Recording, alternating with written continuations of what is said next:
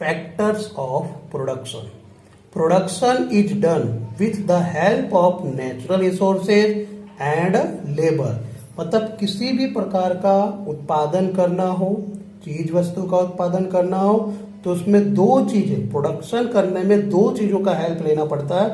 First natural resources मतलब प्राकृतिक संपत्ति का, एंड सेकेंड लेबर. लेबर मतलब श्रम का, मजदूरों का. Different types of tools are used for production. यानी उत्पादन के लिए हमें अलग अलग टूल्स मतलब साधनों का उपयोग करना पड़ता है. These factors are divided into 4 parts. First number land, second number capital.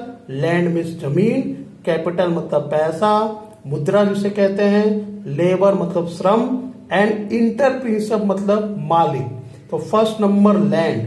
In normal sense land is the upper layer of surface of the earth. ये चैप्टर नंबर 8 में भी आप लर्न कर चुके हो, रीड कर चुके हो कि नॉर्मल मीनिंग में हम ये कह सकते हैं कि land is the upper layer मतलब पृथ्वी का जो ऊपरी परत है, सरफेस ऑफ द अर्थ, पृथ्वी का जो ऊपरी लेयर है, ऊपर का जो भाग है उसे हम जमीन कहते हैं. But in terms of economics land means different types of natural resources which includes forest, rivers, mountain, minerals present in the interior of the earth, metals etc.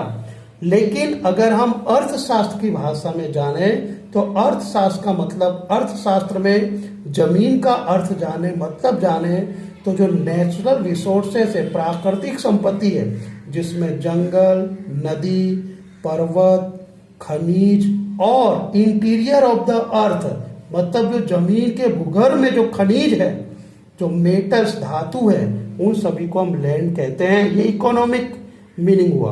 Present on the earth surface land is natural tool for production. और ये जो land है ये production का कौन सा tool से, कौन सा साधन है? नेचुरल साधन है. तो ये अगर अकेला पूछा जाए फैक्टर ऑफ प्रोडक्शन में लैंड पे एक्सप्लेन करो तो 2 मार्क में आएंगे, और 1 मार्क में क्वेश्चन पूछा जाएगा कि प्रोडक्शन का कौन सा टूल्स नेचुरल है तो वो कौन सा है? लैंड. ठीक है, ये आपको मीनिंग याद रखने हैं. ये नॉर्मल मीनिंग है और इकोनॉमिक मीनिंग है. सेकेंड टूल्स है कैपिटल, मेन मेड इंस्ट्रूमेंट. तो आपका फर्स्ट एमसीक्यू बन गया कि प्रोडक्शन का कौन सा टूल्स मेन मेड है, तो आ गया कैपिटल. मेन मेड इंस्ट्रूमेंट्स मतलब मनुष्य ने कैपिटल को बनाया है. Man made instruments helpful in production process such as instruments, tools, houses etcetera are included in capital, property, assets and investment etcetera. मतलब ये जो पैसा है, पूंजी है, इसे मानव ने बनाया है और इसमें कोई साधन खरीदने में, घर खरीदने में, मकान खरीदने में या कोई प्रॉपर्टी खरीदने में, इस सब में पैसे की जरूरत होती है. Third number labour. Labour means mental और फिजिकल वर्क. मेंटल मतलब मानसिक और फिजिकल मतलब शारीरिक. मतलब लेबर के कितने टाइप है, श्रम के कितने उपयोग है, श्रम कितने तरीके से किया जाता है? 2 तरीके से, एक शारीरिक श्रम और एक फिजिकल मतलब मानसिक. फिर से मैं एक बार रिपीट कर रहा हूं, लेबर मतलब श्रम 2 प्रकार के होते हैं. मेंटल मतलब मानसिक श्रम और फिजिकल मतलब शारीरिक श्रम. मेंटल और physical work done with the aim to obtain monetary gain. और ये दोनों वर्क, मेंटल और फिजिकल, इन दोनों लेबर का एक ही एम है, पैसे एकत्र करना मतलब पैसे को कमाना. Labour is living factor of production. Production का ये कैसा फैक्टर है? लिविंग. लिविंग मतलब होता है जिंदा, ठीक है, सजीव है. Work of farm labour, workers, teachers, doctors, artisans etcetera is called labour. ये सभी को हम श्रम कहेंगे. ये सभी लोग काम कर रहे हैं तो किस लिए काम कर रहे हैं? पैसा कमाने के लिए, ताकि अपनी लाइफ स्टाइल को सुधार सके. ठीक है, तो आपने लेबर देखे. लेबर के कितने टाइप होते हैं? 2 टाइप्स के लेबर वर्क होते हैं, मेंटल और फिजिकल. ये लेबर वर्क क्यों किया जाता है? इनका मेन एम क्या है? मॉनेटरी गेन में. ठीक है, लेबर प्रोडक्शन का किस तरह का फैक्टर है? लिविंग फैक्टर है. ये सब आपको एमसीक्यू में पूछे जाएंगे. ठीक, 4th नंबर रीड करते हैं. Fourth number entrepreneurship. इंटरप्रेन्योरशिप मतलब जो इन तीनों फैक्टर को, लैंड, कैपिटल और लेबर, तीनों को जोड़ता है। The person who efficiently combine that the three factors of production, land, capital and labour, is called entrepreneurs. मतलब जो प्रोडक्शन के थ्री फैक्टर, लैंड मतलब जमीन, कैपिटल मतलब पैसा और लेबर मतलब मजदूर, इन तीनों को जोड़ता है, उसे कहते हैं इंटरप्रेन्योर्स। मतलब हिंदी में कहते हैं मालिक या नियोजक। The process of coordinating the three factors of production in profit making process is called entrepreneurship. ठीक है, यानी कहने का मतलब ये कि प्रोडक्शन के तीन फैक्टर, लैंड, कैपिटल और लेबर को जोड़कर इन तीनों का कोऑर्डिनेट करके, कंबाइन करके प्रॉफिट के लिए जो वर्क किया जाता है, प्रोसेस किया जाता है, उसी को हम कहते हैं entrepreneurship. Distribution of factors of production, मतलब प्रोडक्शन के साधनों को हम कैसे डिस्ट्रीब्यूट करें। अब क्यों डिस्ट्रीब्यूट करना पड़ता है? Human wants are unlimited while resources to fulfill them are limited। यानी मनुष्य की जो आवश्यकताएं हैं वो कैसी है? अनलिमिटेड है, असीमित है। ठीक है, उसे कभी भी खत्म हो सकता नहीं है, लेकिन उसे पूरा करने के जो साधन है, रिसोर्सेस है, वो लिमिटेड है, सीमित है। No nations of the world has resources in unlimited quantity. विश्व के, वर्ल्ड का कोई भी नेशन हो, कोई भी कंट्री हो, उसके पास मनुष्य के असीमित अनलिमिटेड वांट्स को पूरा करने के लिए उसके पास अनलिमिटेड साधन नहीं है। There will always be scarcity of factors of production. उन साधनों की हमेशा कैसी रहती है? कमी रहती है। स्कैर्सिटी मतलब कमी रहना। ठीक है, इसलिए हमें प्रोडक्शन फैक्टर का डिस्ट्रीब्यूशन करना पड़ता है। फर्स्ट नंबर है अनलिमिटेड वांट्स, मतलब असीमित आवश्यकताएं।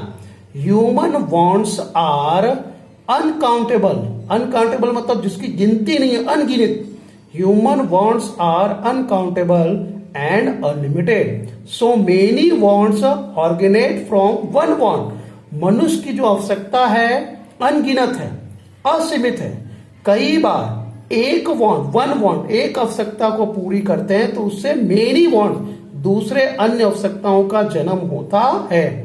Many requirements are to be fulfilled again and again, while many wants arise because of development of science and technology।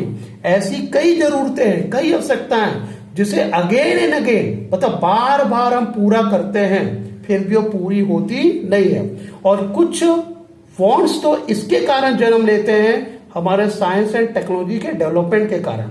जैसे मैं एक एग्जांपल देना चाहता हूं। जैसे हम लोगों ने देखा कि पहले लोग ब्लैक एंड व्हाइट टीवी देखते थे। आज साइंस और टेक्नोलॉजी का डेवलपमेंट हुआ तो ब्लैक एंड व्हाइट की जगह कलर टीवी आया। कलर टीवी में भी एलईडी आ गया, स्मार्ट टीवी आ गया। मोबाइल, पहले कीपैड मोबाइल यूज करते थे, कीबोर्ड वाला। अब क्या आ गया बच्चों? टच स्क्रीन आ गए, उसमें भी कई अलग अलग डिफरेंट टाइप्स के। तो जैसे जैसे साइंस और टेक्नोलॉजी का डेवलपमेंट होता है, वैसे वैसे हमारे वांट्स, हमारी आवश्यकताएं बढ़ती जाती है। जैसे हम पहले समर में, गर्मियों में हम हाथ वाले पंखे का यूज करते थे। टेक्नोलॉजी हुई, हम टेबल फैन यूज करने लगे, और टेक्नोलॉजी डेवलपमेंट हुआ, सीलिंग फैन यूज करने जुड़ा है। Important order in terms of necessity as the resources. इसका मीनिंग भी बता दो। Important order in terms of necessity, जो हमारी आवश्यकता, उसको, जो हमारी सबसे ज्यादा जरूरी, उसको इंपॉर्टेंस देना, उसको ऑर्डर में रखना, क्रम में रखना। As the resources to satisfy wants are limited, the individual has to decide which wants is more important। हमारी जो आवश्यकता है लिमिटेड है, हमारी जो आवश्यकताओं को पूरा करने के साधन है, रिसोर्सेज जो लिमिटेड है, इसीलिए हमें खुद व्यक्तिगत रूप से यह डिसाइड करना है, यह निर्णय लेना है कि कौन सी वांट्स हमारे लिए सबसे ज्यादा इंपॉर्टेंट है। He has to satisfy his requirement in the order of priority. इसीलिए हमें अपनी आवश्यकताओं को, अपनी जरूरतों को, रिक्वायरमेंट्स को in the order of priority, उसकी आवश्यकता के अनुसार ऑर्डर में रखना चाहिए। Which your requirements is more important that has to be satisfied early and later on the others. जो रिक्वायरमेंट हमारे लिए ज्यादा इंपॉर्टेंट है, मोर इंपॉर्टेंट है, उसे हम अर्ली पहले पूरा करेंगे और बाकी के लेटर ऑन द अदर, बाकी के बाद में पूरा करेंगे। जैसे कि फॉर एग्जांपल जब स्कूल ओपन होती है तो सबसे पहले क्या प्राइमरी होती है, क्या फर्स्ट इंपॉर्टेंट होता है, टेक्स्ट बुक लेना, नोटबुक लेना, यूनिफॉर्म, साइकिल, उसके बाद फीस वगैरह वगैरह। तो जो हमारे लिए सबसे ज्यादा इंपॉर्टेंट वांट्स है उसे फर्स्ट नंबर में प्रायोरिटी देंगे, उसके बाद सेकंड, उसके बाद थर्ड, इस तरह से ऑर्डर रखेंगे ताकि उसे कंप्लीटली किया जा सके। Third number, limited resources. Factors of production mainly include natural wealth and made wealth. जो भी हम प्रोडक्शन करते हैं उनके अंदर जो मेन साधन है, मेन फैक्टर टू टाइप्स के होते हैं, नेचुरल वेल्थ होता है प्राकृतिक संपत्ति, और दूसरा मेड वेल्थ मतलब मानव संपत्ति। All these tools are limited, और ये दोनों कैसे बच्चों, लिमिटेड है, जो कुछ समय के बाद खत्म हो जाते हैं। यानी नेचुरल वेल्थ का ज्यादा यूज करें तो भी खत्म होगा, मैन मेड की उम्र धीरे धीरे ढलती जाती है। So they have to utilised judiciously, इसलिए इनका उपयोग हमें सोच समझकर करना चाहिए, सही ढंग से उपयोग करना चाहिए। Distribution of tools has to be done keeping selected wants in the centre, इसीलिए हमें इन फैक्टर का डिस्ट्रीब्यूशन, जिस तरह का हम वांट सेलेक्ट करते हैं उसी तरह से उनका उपयोग करना चाहिए। उसी को हमें एम रखकर, लक्ष्य रखकर, टारगेट रखकर ऐसे फैक्टर्स को, ऐसे टूल्स को यूज करना चाहिए ताकि उसका नुकसान ना हो। And last fourth number alternative use of the resources, मतलब जो रिसोर्सेस है उसका एक के बाद यूज करना, या एक बार यूज करने के बाद दोबारा हम यूज नहीं कर सकते। Resources to satisfy demands are limited, हमारे पास जो रिसोर्सेस है वो हमारे डिमांड को पूरा करने वाले लिमिटेड साधन है। हमारे पास जो रिसोर्सेस है जिससे हमारी आवश्यकताएं पूरी हो सकती है, डिमांड पूरी हो सकती है, वे रिसोर्सेस कैसे, limited. Not only this, they have alternative uses also, इतना ही नहीं, ये लिमिटेड के साथ साथ क्या है, अल्टरनेटिव है, मतलब इसका हम एक बार ही वन टाइम वन यूज, एक समय पर एक ही बार यूज कर सकते हैं। When any tools of production may be utilise in more than one way, लेकिन कुछ ऐसे भी प्रोडक्शन के टूल्स हैं जिसका हम एक से ज्यादा बार उपयोग कर सकते हैं। It means that the tools have multiply uses, जैसे हम मल्टीप्लाई यूजेस के नाम से जानते हैं। So it may be said that this uses is alternative. For example, if wheat is sown in a land, bajra, maize, groundnut or any other eld cannot be cultivated. इसके लिए alternative use of resources का example दिया गया है कि अगर हमारे पास cultivate land हो, उपजाऊ जमीन है, अगर हमने उस पर व्हीट सोन यानी गेहूं को उगा दिया तो हम बाजरा, मक्का और मूंगफली जैसे चीजों को उगा सकते नहीं है।